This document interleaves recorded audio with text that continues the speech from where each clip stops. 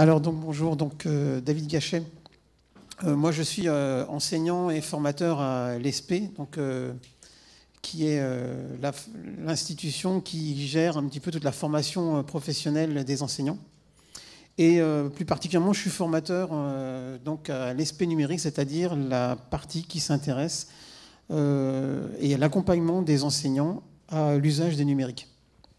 Alors ce matin, moi je vais vous faire une intervention qui est un peu plus théorique, mais qui s'appuie en fait sur l'état actuel des recherches sur la motivation et la motivation en lien avec l'usage des nouvelles technologies dans le domaine de l'apprentissage. Alors tout d'abord, je vais commencer par une approche sur les concepts d'apprentissage et en lien avec la motivation.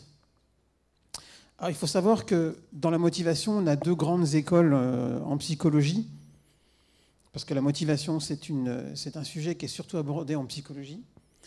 Et la première approche, c'est ce qu'on appelle le behaviorisme.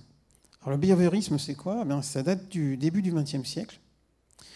Peut-être vous avez tous entendu parler de Pavlov, avec ses théories du comportement, et qui s'appuie sur un lien très simple, c'est-à-dire qu'il y a un lien très fort entre un stimulus et un comportement. Et si on arrive à donner un stimulus à une personne suffisamment fréquemment, eh bien on va obtenir un comportement. Alors il a fait ça avec les études avec le chien, vous connaissez, vous avez tous entendu parler de ces études-là. Et en fait, qu'est-ce qu'il en est au niveau de l'apprentissage? Eh bien c'est simple, c'est-à-dire que si un élève travaille bien, et qu'il obtient une bonne note, des encouragements, des félicitations, eh bien, ça conduit à renforcer son investissement, sa motivation. Et on parle alors de renforcement positif. Et à l'inverse, vous avez ce qu'on appelle le renforcement négatif, c'est-à-dire la punition, la sanction, qui va forcer l'individu à s'engager justement dans l'action, mais par contre, sans une réelle motivation. Et c'est ce qu'on appelle donc le renforcement négatif. Et ça, ce sont les deux théories du behaviorisme développé par Pavlov. Alors, ensuite, un peu plus tard, on a eu les travaux de Maslow, que vous avez peut-être déjà entendu parler, et qui, lui, en fait, son concept, c'est que les conduites humaines sont dictées par la satisfaction des besoins de l'homme, donc au travail, en apprentissage. Et donc, il a hiérarchisé en 5 niveaux. Et donc, il a établi ce qu'on appelle la pyramide de Maslow, qui est très connue. Vous avez donc 5 besoins. Vous avez ce qu'on appelle les besoins physiologiques, la faim, la soif, survie, sexualité, repos, habitat. Ensuite, vous avez le besoin de sécurité, c'est se sentir en sécurité, faire confiance. Ensuite, vous avez le besoin d'appartenance, d'être aimé, écouté, compris, l'estime des autres, donc être en relation avec les autres. Ensuite, vous avez le besoin d'estime, c'est-à-dire le sentiment d'être utile. Donc, on a déjà quelque chose de beaucoup plus intériorisé. Conservation de son... Et puis vous avez le niveau le plus élevé qui est le besoin de s'accomplir, de développer ses connaissances et ses valeurs. Alors, ce qu'on peut dire à partir de ces travaux-là, c'est que l'homme va d'abord chercher à satisfaire ses besoins fondamentaux avant de pouvoir s'élever vers des besoins plus importants. Ce qui veut dire qu'on ne peut réellement se réaliser, on ne peut réellement être en apprentissage que si l'individu a déjà satisfait ses besoins de base. Et ça peut aussi amener à réfléchir lorsque vous avez par exemple des étudiants qui ont des besoins naturels primaires, comme le besoin de se nourrir, le besoin d'avoir un logement. Et la question se pose, c'est comment peuvent-ils être motivés à être en apprentissage s'ils n'ont pas satisfait ces besoins fondamentaux? Alors, cette théorie n'est pas en fait une théorie de la motivation, mais seulement elle nous indique quels besoins doivent être à la base d'un comportement. Mais par contre, ce qu'elles ne nous disent pas, ces études, c'est pourquoi la personne opte pour un comportement spécifique pour satisfaire tel ou tel besoin. Et donc, on a ensuite, justement, l'autre approche, qui est le cognitivisme et le socio-constructivisme. Alors, dans ces cas-là, cette approche, elle est beaucoup plus récente, elle date à partir des années 60, et elle ne va pas se focaliser sur les besoins, mais elle va relier la motivation aux attentes et les chances qu'une personne est capable d'atteindre, donc les buts qu'elle arrive à s'atteindre.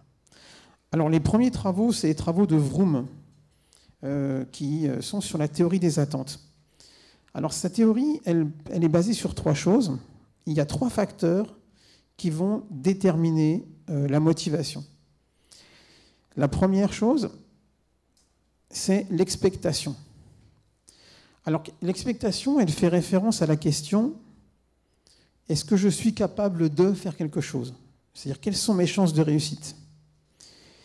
Ce qui correspond justement à la confiance qu'a l'individu dans ses capacités à atteindre un objectif. Ensuite, vous avez un autre élément qui est l'instrumentalité. Et là, ça fait référence à la question « Que vais-je obtenir par ma performance ?» Et donc, ça va dépendre donc, du niveau de récompense obtenu par l'effort. Et puis, le 3e point, c'est la valence. Et dans ces cas-là, la question que la personne se pose, ça correspond à la question suivante. Quelle valeur donc, accorder aux avantages obtenus? Et ça va dépendre justement que la valeur que la personne va s'attribuer à la récompense ou à la réussite de son travail. Et tout ça, eh bien, ça va donner la motivation. Alors prenons un exemple concret. Face à un exercice, un travail à réaliser, un apprenant peut ne pas se sentir capable de réaliser ce travail. Dans ces cas-là, on a une expectation égale à 0. Résultat, la motivation est faible. Et en fait, la personne va dire « je n'y arriverai pas ». Dans un autre cas, vous allez avoir, par exemple, un enseignement à faible coefficient, peu important par rapport à la formation. Et dans ces cas-là, c'est l'instrumentalité qui va être très faible. Et dans ces cas-là, la personne se dit « j'y gagne quoi à suivre ce cours et à faire des efforts pour ce cours ?» Le troisième élément, c'est la valence. Et par exemple, dans une filière qui va être dévalorisée socialement, sans visibilité pour une orientation professionnelle, ou bien à une orientation par défaut, eh bien, l'apprenant, l'étudiant, se sent alors dévalorisé. Dans ces cas-là, la valence est égale à 0. Et donc, on a une motivation faible pour fournir des efforts, parce qu'il va dire « ça ne m'intéresse pas ». Voilà, et ça, c'était l'approche de Vroom. Ensuite, on va avoir une approche encore plus récente et qui va aller encore un peu plus loin dans la motivation. Ce sont les travaux de Deci et Ryan qui se sont prolongés depuis un certain nombre d'années. Et eux, ils s'appuient sur 2 choses. Donc, au départ, ils ont dit que la motivation était à la fois une motivation extérieure, qu'on appelle extrinsèque, qui consiste à réaliser une activité pour en retirer quelque chose de plaisant. Ça peut être une récompense, ça peut être de l'argent, donc quelque chose qui vient de l'extérieur. Et puis, on peut être aussi, par exemple, être motivé pour faire plaisir à ses parents ou à son professeur. Donc, ça, ceci, c'est une motivation extérieure. Et puis, vous avez la motivation intrinsèque, qui est le fait d'effectuer une activité uniquement pour le plaisir qu'elle va procurer, sans aucune contrainte extérieure, telle qu'une contrainte de temps ou l'obligation de réaliser une activité en question. Et là, ça veut dire que c'est les valeurs intérieures de la personne qui vont influencer sur la perception que l'on a de soi et des autres et dans le travail qu'on va faire. Alors, il faut reconnaître que dans nos systèmes scolaires, ce type de motivation est peu présent. Tant notre système est prescrit et des apprentissages sont très contrôlés. Et en plus de ça, elles sont très difficiles à mettre en évidence, les motivations intrinsèques. Ainsi, par exemple, si je prends un élève qui fournit beaucoup de travail dans une discipline, par exemple en mathématiques, il pourrait donner l'impression d'être motivé par la discipline. Or, en fait, peut-être que ce travail est effectué en vue d'obtenir quelque chose. Par exemple, une orientation dans une filière, ou bien avoir des félicitations par le conseil de classe, etc., être bien vu. Donc en fait, l'élève est guidé par une promesse extérieure et non par l'intérêt de la matière travaillée.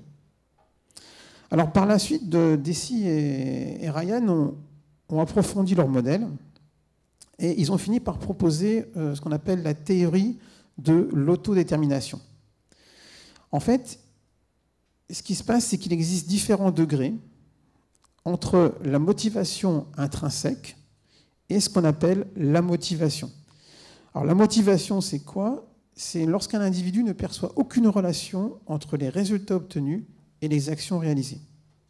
Et donc on a un continuum.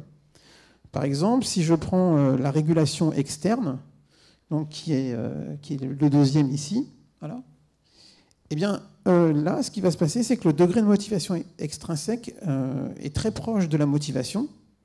Et on a en fait une personne qui n'est motivée à réaliser une action que dans le but de recevoir une récompense. Ensuite, le degré supérieur, c'est ce qu'on appelle l'introjection. Là, on a une motivation qui est toujours extérieure, mais elle va impliquer le besoin de reconnaissance et d'approbation de l'individu de la part des autres. Donc la personne va se sentir motivée par rapport aux autres. Ensuite, on a l'identification. Et là, on commence à s'approcher justement d'une régulation avec une motivation intrinsèque. Parce que là, dans ces cas-là, on a à la fois une approbation de l'extérieur et en même temps, on a une approbation qui est plus interne. Et enfin, vous avez l'intégration, qu'on appelle le degré de motivation interne, qui est le plus proche de la motivation intrinsèque. Et là, ça veut dire que l'individu est capable de hiérarchiser les objectifs qu'il se fixe en fonction de ses capacités. Ce qu'il apparaît clairement à travers les travaux de Deci et Ryan, c'est qu'il y a trois notions importantes, qui sont l'autonomie, la compétence et le besoin d'être en relation avec l'autrui. Donc l'autonomie, elle se réfère au sentiment de se sentir à l'origine et à la source des actions qu'on va réaliser. La compétence, elle fait référence justement à un sentiment d'efficacité, ce qui va stimuler la curiosité, le goût d'explorer et de relever des défis. Et le besoin d'être entre relation autrui, eh bien, elle implique la perception de l'affiliation et le sentiment d'être relié à des personnes qui sont importantes pour soi. Et donc tout ça sont en fait des éléments importants dans la motivation selon Deci et Ryan. Alors pour aller un peu plus loin, des travaux plus récents, donc par Bandura, qui lui a justement prolongé la réflexion de Deci et Ryan. Et en fait, la motivation, elle apparaît reliée à la compétence perçue et donc au développement de l'estime de soi.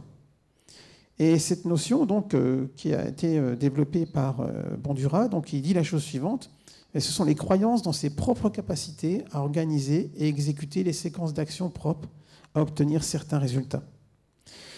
Et en fait, la notion d'efficacité, elle renvoie, elle est fortement reliée plutôt à la motivation dans la mesure où elle participe tant à l'engagement initial dans une activité, à la définition des buts que la personne va se fixer et à l'effort fourni pour atteindre ces buts. Et ce sentiment d'auto-efficacité, en fait, dépendra donc à la fois des résultats que la personne va obtenir, mais aussi de l'influence des feedbacks que l'individu va recevoir. Par exemple, si on a des bons résultats, si on a une perception de l'évolution de ses compétences, et en plus si on a des encouragements, eh bien tout ça, ça va développer en fait ce sentiment d'auto-efficacité, et ça va encore motiver davantage la personne à s'investir dans les apprentissages. À l'inverse, des mauvais résultats, une absence d'évolution des compétences, des feedbacks négatifs ou très peu présents ne vont pas renforcer ce sentiment d'auto-efficacité et vont faire qu'une personne ne va pas avancer. C'est ce que vous avez par exemple dans l'exemple classique de l'enseignement du violon. Quelqu'un qui joue du violon, qui est un instrument en fait qui est très difficile à maîtriser au départ, eh bien souvent la personne elle a beaucoup de mal à un certain moment à continuer à poursuivre parce qu'elle voit peu d'évolution dans le développement de ses compétences. Alors, si on pouvait résumer rapidement la définition de la motivation d'apprentissage à partir des différents modèles théoriques qu'on a vus, ce qu'on pourrait dire, c'est que la motivation, en fait, en contexte d'apprentissage, est un état dynamique qui a ses origines dans les perceptions qu'un élève a de lui-même et de son environnement, et qui l'incite à choisir une activité, à s'y engager et à persévérer dans son accomplissement afin d'atteindre un but. Et ça, cette définition, elle permet en outre de faire intervenir 3 éléments importants. Le premier élément, c'est l'engagement. Alors l'engagement se distingue de la motivation, même si ces 2 éléments sont étroitement liés, parce que la motivation, elle constitue un état psychologique, c'est un élément moteur de l'action, tandis que l'engagement, elle va être, si vous voulez, le résultat de l'action de la personne. Elle est reliée aux actes et actions de l'individu. Alors, à côté de ça, vous avez la persistance. La persistance, c'est un élément important dans un processus d'apprentissage. En effet, l'engagement dans l'activité, la motivation, elle n'a de sens que si elle perdure dans le temps et se produit tout au long du parcours. Et de même, vous avez aussi la performance, puisque si la personne ne voit pas d'évolution dans son apprentissage, si elle n'a pas des performances positives, eh bien nécessairement, elle va se démotiver. Alors maintenant que j'ai fait un petit peu le tour de ces théories sur la motivation, la question c'est qu'est-ce qu'il en est des TIS et de la motivation d'apprentissage? Alors les TIS, bon, je ferai un panorama rapide, je ne vais pas beaucoup m'étaler là-dessus, mais les TIS qui sont les technologies de l'information et de la communication pour l'enseignement, donc vont regrouper un certain nombre d'outils qui sont conçus et utilisés pour produire, traiter, entreposer, échanger, classer, retrouver et lire des documents numériques à des fins d'enseignement et d'apprentissage. C'est la définition qu'on retrouve un peu partout dans la littérature. Donc ces TIS sont apparus après l'avènement de l'informatique grand public et n'ont cessé de se développer ces dernières années. Alors la question qu'on va se poser, c'est, à travers les travaux de la recherche, est-ce qu'il y a une efficacité plus importante d'utiliser ces outils numériques par rapport aux méthodes traditionnelles? Et justement, je ne regarderai que sur l'aspect motivation et engagement. Alors, tout d'abord, la recherche montre la chose suivante, c'est que l'usage des TIS ont un impact positif sur l'engagement scolaire. Donc je vous ai mis un certain nombre d'auteurs. Elles permettent aussi une confiance en soi plus grande, donc sur un temps passé à la tâche plus long. Vous voyez, quand certains disaient, ben oui, est-ce que les gens vont rester plus longtemps sur un écran? Ben, il semblerait que les études le montrent. Et aussi sur une meilleure attitude à apprendre. D'autre part, on voit aussi sur la présence de comportements hors tâche moins fréquentes et aussi un niveau sur le niveau de concentration à la tâche supérieure, ainsi que sur une meilleure signifiance des apprentissages. Et on voit même aussi, d'après des travaux récents, que ça permet de développer un engagement des élèves plus important et de prévenir le décrochage scolaire. Ça, c'est sur une étude qui a été faite au Canada. Alors, maintenant, voyons avec quelques outils, donc à travers la littérature, j'ai voulu faire un focus sur quelques outils numériques. Justement, le premier outil, c'est le diaporama.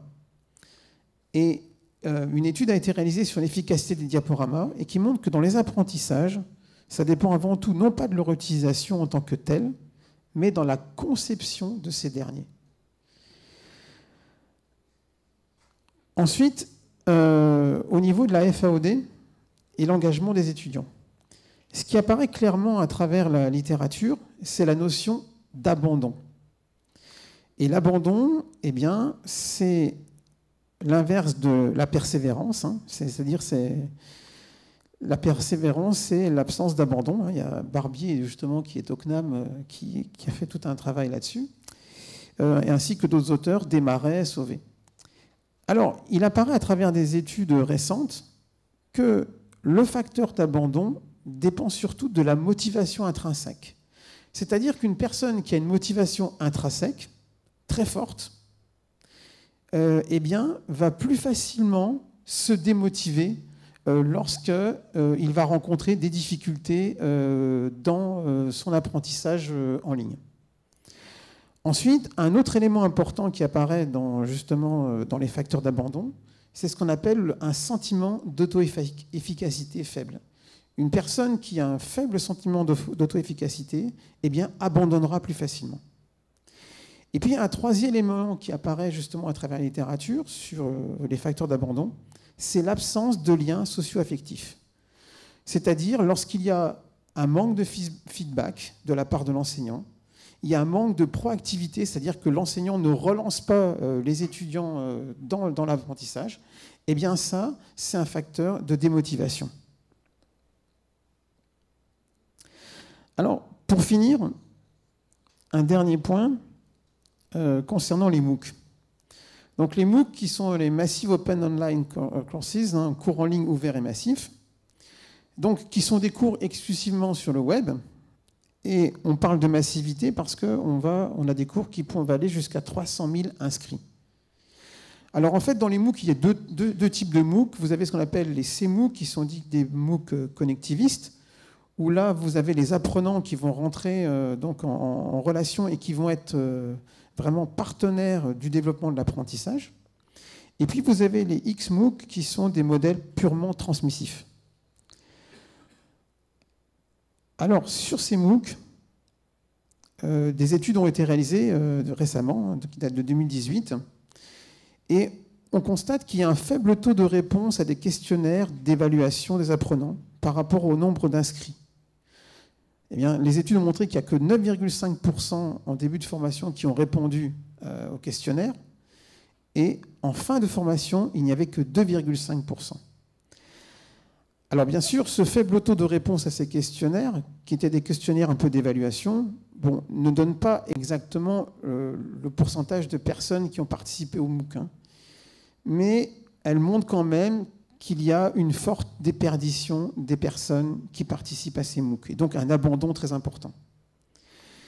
Et donc, à travers cette étude, on s'est demandé pourquoi et quelles étaient les personnes en fait qui poursuivaient les MOOC, qui n'abandonnaient pas. Et en fait, on s'est aperçu qu'il y avait un profil déterminé.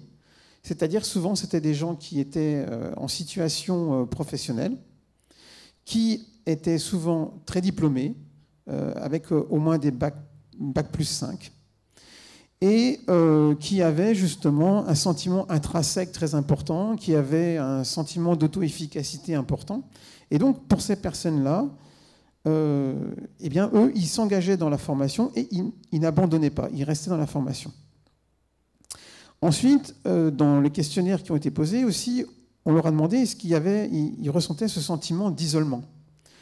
Alors non, ils ne le ressentaient pas, et ça c'est confirmé par des études qui ont été réalisées par Daudelin, qui disaient que justement le fait qu'il y ait des vidéos, eh bien, ça diminuait le sentiment d'isolement de l'apprenant à distance par rapport à un enseignement qui serait purement diaporama et donc et texte, quoi, document papier.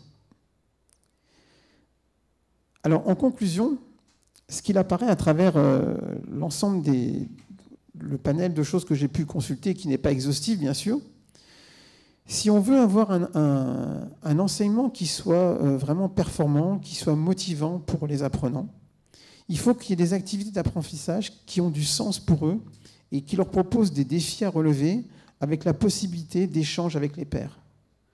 Ensuite, un autre élément important, il faut des modes d'évaluation centrés sur leur processus d'apprentissage, tout autant que sur les produits qui en résultent. Et que ces modes, justement, d'évaluation ne soient pas un obstacle à la création et au développement de l'audace des apprenants. Et enfin, un élément qui apparaît extrêmement important, justement, même dans les formations à distance, c'est des professeurs prêts à devenir des modèles d'apprentissage et donc aussi des mentors, c'est-à-dire qu'il faut un accompagnement, un peu du coaching tout au long de la formation, à travers des communications plus fréquentes, plus personnalisées, avec des feedbacks très importants pour favoriser justement le maintien de la motivation tout au long de la formation. En fait, le prof demeure la pierre angulaire d'un environnement pédagogique. Voilà, merci beaucoup.